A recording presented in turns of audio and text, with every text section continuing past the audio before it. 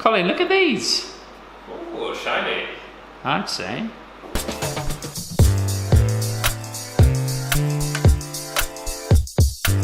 We wanted to do something for April Fools, something that wasn't an April Fools but was a plausible April Fools, but the reality of it is just a really cool coffee experience. We've all seen those McDonald's adverts where they take a pop at independent coffee shops. We could see a trendy artisan taking coffee way too seriously.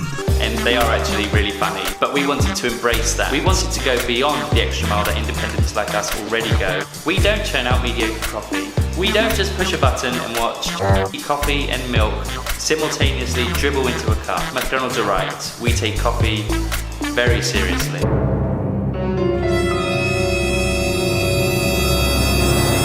So this April we wanted to offer you the world's most ridiculously expensive and rare coffee served in a gold cup, extracted at the optimum dose, temperature and pressure. It's slightly ridiculous, but... So we got in touch with our coffee roasters about this idea, and they said they've got some incredible coffees in at the moment. So they invited me up to have a chat with them and hopefully a nice coffee tasting session. So that's where I'm headed now, to Hemel. Ladies and gentlemen.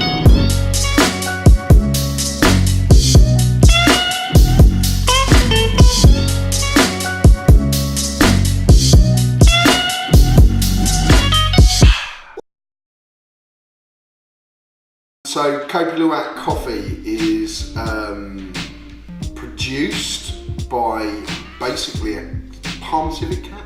He eats the red coffee cherries and he only picks the ripest cherries from the tree. So obviously farmers years and years ago were quite frustrated with the palm civet cat because he was eating the best bits of their crop, and the farmers started almost exterminating the cats. One farmer in particular who thought about it quite a lot and decided that basically the cat probably couldn't digest the physical beans from within the cherry, so he went out, found himself some palm civet poo.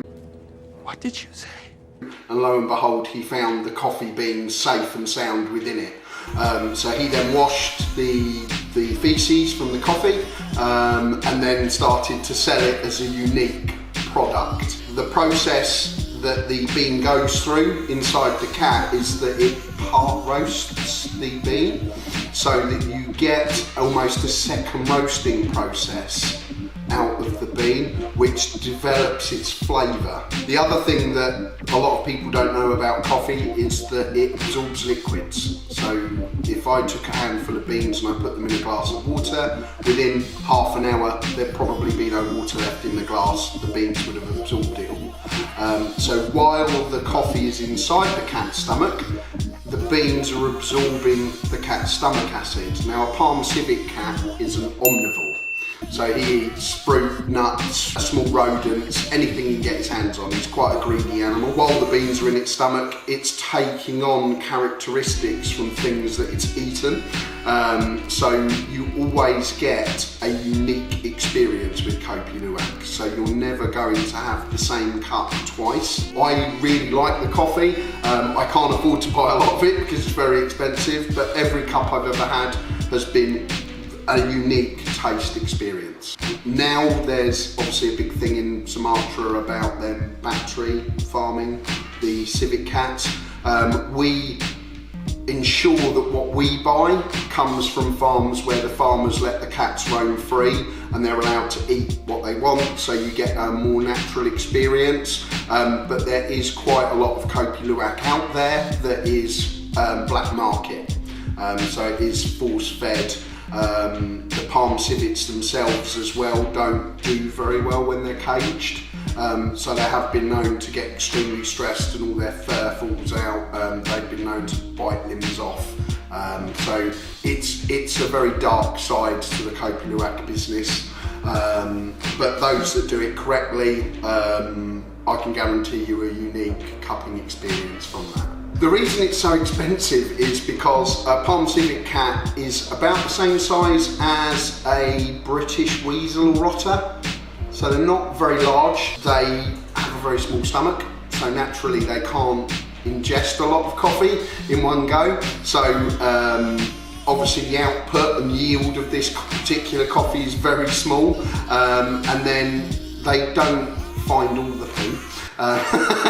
Because some of it could be in trees, you know, so it's quite hard to locate it all. And then once it's washed, you generally don't get a very high yield. And that coffee will have come from potentially up to 200 individual cats. So because there's not a large amount, because it's hard to find and source correctly, the price is extremely high because of that reason. Are there any other animals that ingest coffee the same way? Yes, so you've got these, obviously the civet cat in Sumatra, there is a weasel in Vietnam that eats the coffee and then he vomits it back up.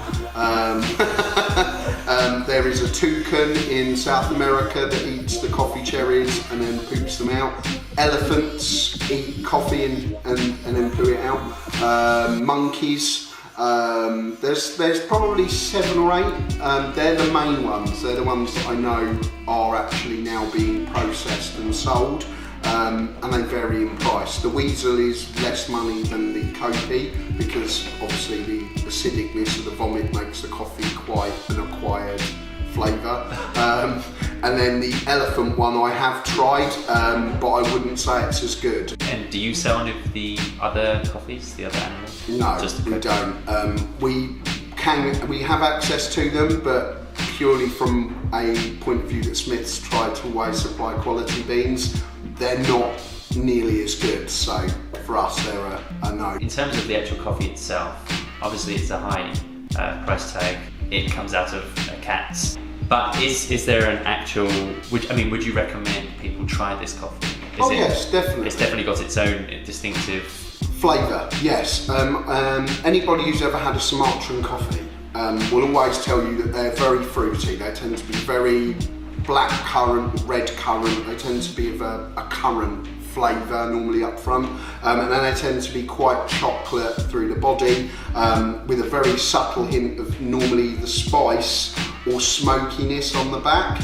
I drink a lot of Sumatran myself. I really like it as a coffee, but Kopi Luwak, the way that the cat's stomach partly roasts it, completely changes that flavour profile that's common to the country, and I would say it adds a depth of flavour.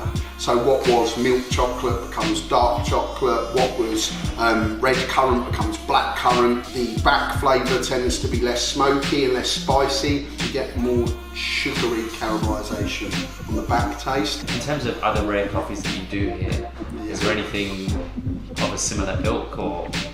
No. Nothing that sits on the same level, no. We've probably got Kona Hawaii, that's slightly unusual in the sense that all the farmers are hobby farmers, so they're just coffee enthusiasts that bought a house that has a coffee farm attached to the back. They grow it on an active volcano, so you get again a unique flavour experience because of how nutrient rich the soil is, how these hobby farmers tend to care a lot more about how they process the bean to a normal coffee farmer who's only interested in crop yield and price. So yeah, Kona's probably the closest I've got in terms of being unique. What about Blue Mountain coffee? That's quite... To talk about Blue Mountain. Okay, so Jamaica Blue Mountain, if I'm totally honest, buy a Colombian, you'll get a better flavour experience. Jamaica Blue Mountain derives a lot of its pricing from the fact that the Japanese buy 90% of the crop before it's picked, which means the rest of the world only have 10% of crop yield. To me, there is nothing special about it.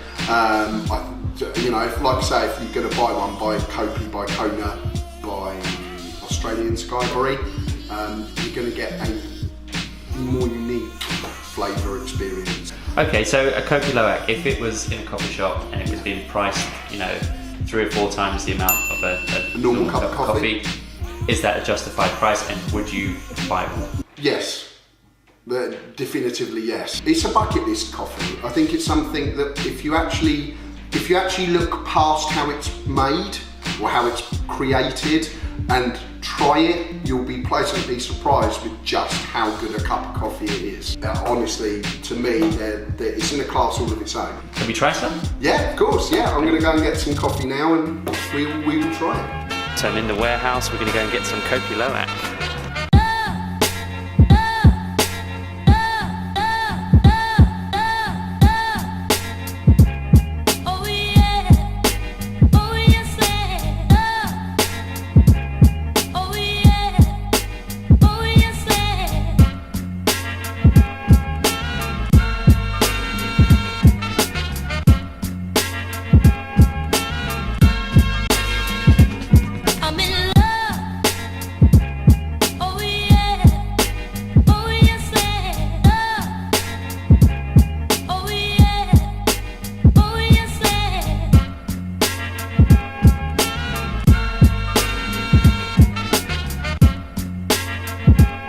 Good cup of coffee though. Very good cup of coffee. Right.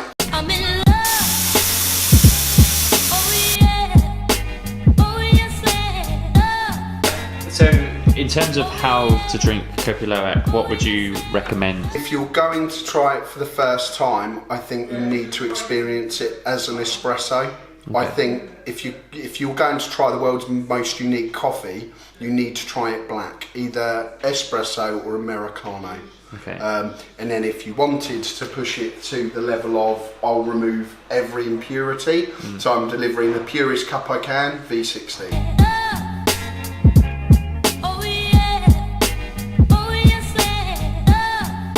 So I've just got back from the coffee roasters. Thank you so much for having me. I had an incredible time, probably drunk a bit too much coffee. But yeah, a great experience. So we've put in our first order of Kopi Luwak. It will come in a bag like this, but not as big. We are only getting a very limited supply. Not sure how many cups of coffee we'll get out of it, around 20 to 30. So if you are interested, come down, first come, first serve. It will be fairly expensive, but it's a once in a lifetime opportunity to try this kind of coffee. It will be served in one of these gorgeous gold cups.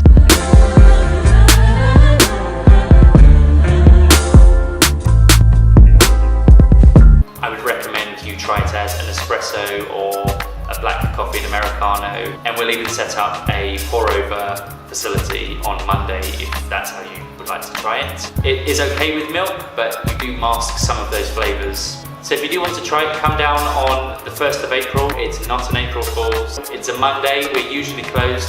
We will be open and serving this insanely expensive and rare coffee. I hope to see you there.